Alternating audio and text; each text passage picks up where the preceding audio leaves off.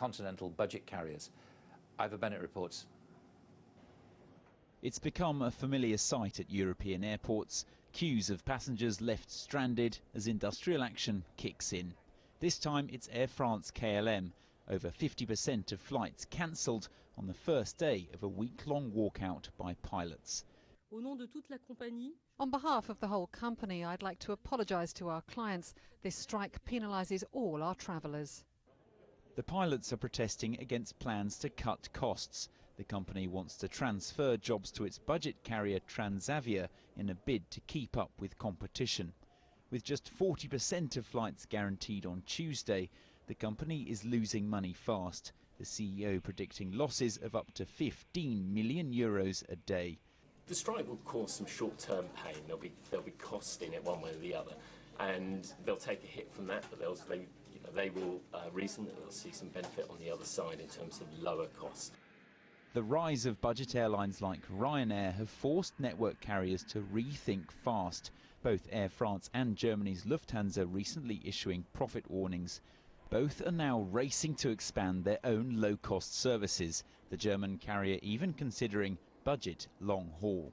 Pushing through those reforms are really important. You see somewhere like Iberia, where they managed to get something like a 15% improvement in productivity, I think it was, and reduce the salary there.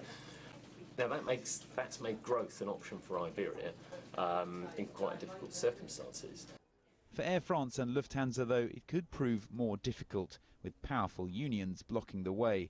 Lufthansa pilots are also striking again this week in Frankfurt, the airline's fourth walkout in 3 weeks. Yannick Naud joins me again in the studio. Let's talk about Germany first of all. Again, no enormous surprise. We've documented, haven't we, over the weeks, there's going to damage its suffering because of the uncertainty in Europe. Where's it going? Well, I mean, everybody expects Germany to be the powerhouse to drive the growth within Europe. It was the case 2 years ago. It was even the case last year. It's getting more and more difficult. There is obviously the geopolitical situation with Russia. There is also the fact that, for example, the price of energy in Germany is much more expensive compared to USA or other countries even within Europe. So therefore, it's not so easy for Germany to grow, especially if most of the growth will come from export, and if China is not growing as much as expected, and other economies are struggling. So it will happen, but it's proved to be much more difficult than expected. And a winter to come just to unwind those fuel costs, presumably, which will be difficult for them. Yes, I mean, in the economy, nothing is certain. I mean, right now, Germany politically enjoy the economy's success, but every day they will have to prove that they can continue. They used to say a long time ago, let's talk about airlines, that British Airways was like a pension fund with a few aircraft attached to it.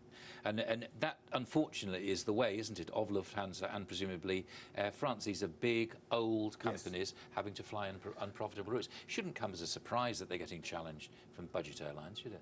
Yes, they're getting challenged from all over the place. In short haul, they're getting challenged by the like of EasyJet, Norwegian, Ryanair, obviously, and Wizz Air, and plenty of other specific, dedicated, no-frill airline. And even on the long haul, they're getting more and more attacked from all those big hubs, usually in Asia, which is Etihad, Emirates, and Turkish Airways. Turkish Airways has been growing very, very quickly over the last few months. What do you look for to invest in an airline? What sort of are the main things that you judge when you're looking at it? I think right now the situation on all those legacy airlines, all those big airlines, you have got this ability to cost. Right. They need to order a new plane, which some of them did, but not everyone. They need to cut their cost base, and we are seeing today, for example, the result of that, because we have much more strike.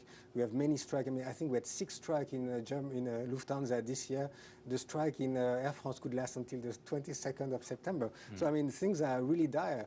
And they need to restructure the way they sell their ticket, because it's much too complicated. Now everything has to be online. Online has to be their main access for the client. So there's a lot of it's very complicated business. They need to simplify it as much as they can to make sure that they're able to squeeze every single dollar. And they're not going to be helped immediately by the fall in the oil price, are we? Where's oil going, do you think, very briefly, if it's possible to say over the next couple of weeks? Well, I mean, the good thing is, for example, the Brent went from 115 to 97 since June until today, which is a good move.